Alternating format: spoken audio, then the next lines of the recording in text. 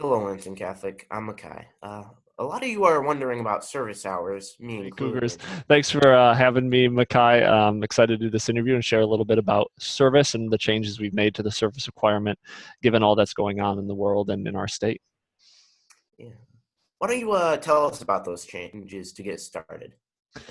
Yeah, so the main things that are changing is for seniors, the class of 2020, we've waived the service requirement.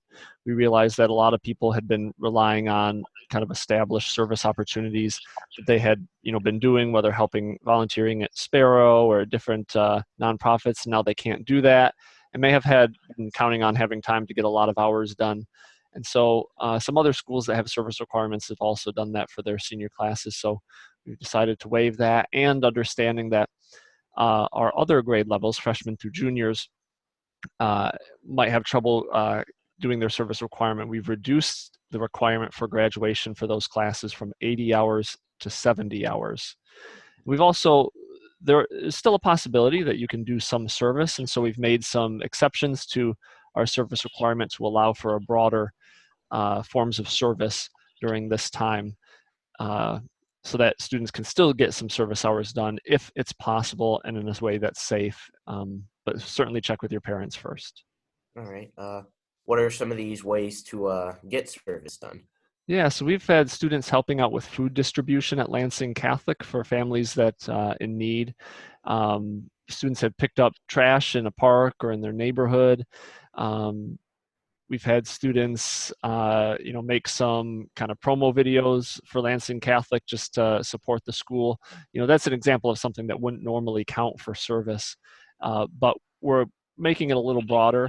One, we want students to still be doing service during this time in ways that they can and as far as they're able to.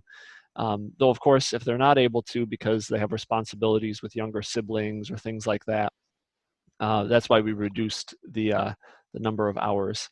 A couple things that I think would be really cool.